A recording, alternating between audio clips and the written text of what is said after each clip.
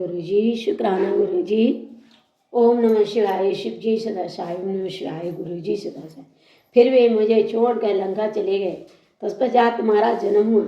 तुम भी पिता के समान ही बलवान और पराक्रमी हो। अब तुम्हारा ही सहारा लेकर यहाँ काल क्षेप करती हूँ। सूची कहते हैं, ब्राह्मणों, कर्कटी के बात सुनकर भयानक पराक्रमी भीम कुपित हो ये विचार करने लगा कि मैं विष्णु के साथ कैसा बर्ताव करूं।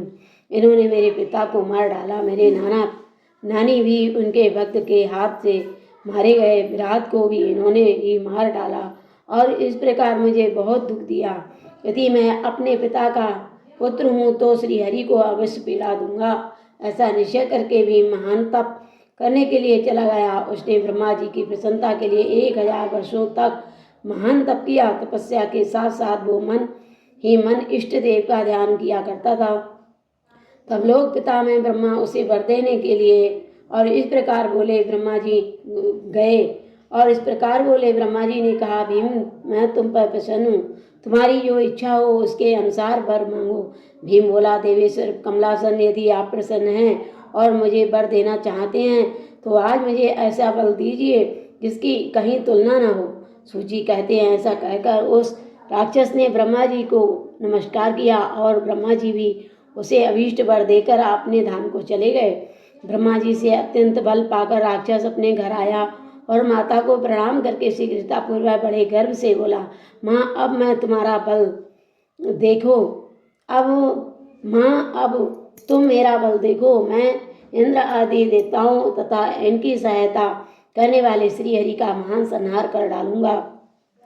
ऐसा कहकर भयानक पराक्रमी भीम ने पहले इंद्र आदि देवताओं को जीता और उन सबको अपने अपने स्थान से निकाल बाहर किया। तदनंतर देवताओं की प्रार्थना से उनका पक्ष लेने वाले श्री हरि को भी उसने युद्ध में हराया।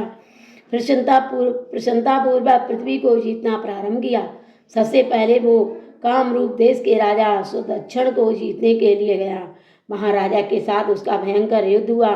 दुष्ट असुर भीम ने ब्रह्मा जी के दिए हुए वर के प्रभाव से शिव के आश्रित रहने वाले महावीर महाराज सुदक्षिण को परास्त कर दिया और सब सामग्रियों सहित उसका राज तथा सर्वस्व अपने अधिकार में कर लिया। भगवान शिव के प्रिय भक्त धर्म प्रेमी परम धर्मात्मा राजा को भी उसने कैद कर लिया। उनके पैरों में बेड़ी डालकर उन्हें एकांत स्थान में बंद कर दिया। वहां उन्होंने भगवान की प्रीति के लिए शिव की उत्तम पार्थिव मूर्ति बनाकर उन्हीं का भजन पूजन आरंभ कर दिया। उन्होंने बारंबार गंगा जी की स्तुति की और मानसिक स्नान आदि करके पार्थिव पूजन की विधि से शंकर जी की पूजा संपन्न की। विधि पूर्वक भगवान शिव का ध्यान करके वे प्रवण युक्त पंचाक्षर मंत्र ओम नमः शिवाय का जप करने लगे। अब उन्हें दूसरा कोई काम करने की लिए अवकाश नहीं मिलता था। उन दिनों उनकी साध्वी पत्नी राजवल्लभा दक्षिणा प्रेम पूर्वक पार्थिव पूजन किया करती थी। वे दंपति अन्य भाव से भक्तों का कल्याण करने वाले भगवान शंकर का भजन करते और प्रतिदिन उन्हीं की आराधना में तत्पर रहते थे। इधर वो राक्षस भर के अभिमान से मोहित तो यज्ञ कर्म आदि सब धर्मों को लोग करने लगा और सबसे कहने लगा, तुम लोग सब कुछ मुझे ही दो। महर्षियों, दुरात्मा राक्षसों की बहुत बड़ी सेना साथ ले उसने सारी पृथ्वी को अपने वश में कर लिया। वो वेदों, शास्त्रों, स्मृतियों, पुराणों में बताए हुए धर्म का लोप करके शक्तिशाली होने के कारण सबका स्वयं ही उपभोग करने लगा। तब सब देवता तथा ऋषि अत्यंत पीड़ित हो महाकोशी के तट पर गए और शिव का आराधन तथा स्मरण करने लगे। उनके इस प्रकार स्तुति करने पर भगवान शिव अत्यंत प्रसन्न हो देवताओं से बोले, देवगण तथा महर्षियों, मैं प्रसन्न हूँ। वर मांगो, तुम्हारा कौन सा कार्य सिद्ध करूं।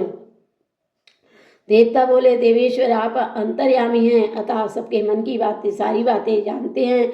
आपसे कुछ भी अज्ञात नहीं है। प्रभु महेश्वर, कुंभकर्ण से उत्पन्न कर्कटी का बलवान पुत्र राक्षस भीम ब्रह्मा जी के दिए हुए वर से शक्तिशाली हो देवताओं को निरंतर पीड़ा दे रहा है। अतः आप इस दुखदायी राक्षस का नाश कर दीजिए। हम पर कृपा कीजिए, विलंब ना कीजिए। शंभु ने कहा, देवताओं, कामरूप देश के राजा सुदक्षिण मेरे श्रेष्ठ भक्त हैं। उनसे मेरा एक संदेश कह दो, फिर तुम्हारा सारा कार्य शीघ्र ही पूरा हो जाएगा।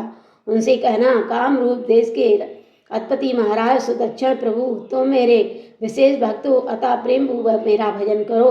दुष्ट राक्षस भीम ब्रह्मा जी का वर पाकर प्रबल हो गया है, इसलिए उसने तुम्हारा तिरस्कार किया है, परंतु अब मैं उस दुष्ट को मार डालूंगा, इसमें संदेह नहीं है। सूत जी कहते हैं, ब्राह्मणों, तब उन सब देवताओं ने प्रसन्नतापूर्वक वहाँ जाकर महाराज से शंभू की कही हुई सारी बातें कह सुनाई।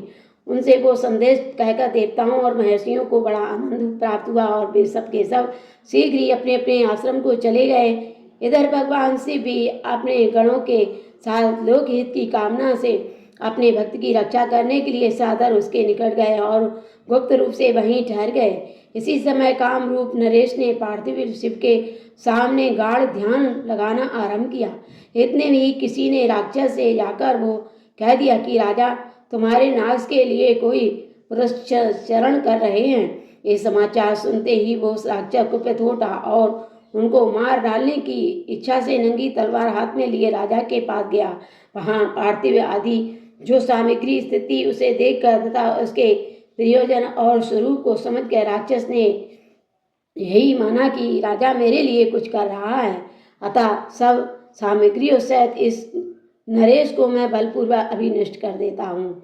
ऐसा विचार कर उस महाक्रोधी राक्षस ने राजा को बहुत डांटा और पूछा, क्या कर रहे हो? राजा ने भगवान शंकर का रक्षा का भार सौंपकर कहा, मैं चराचर जगत के स्वामी भगवान शिव का पूजन करता हूँ।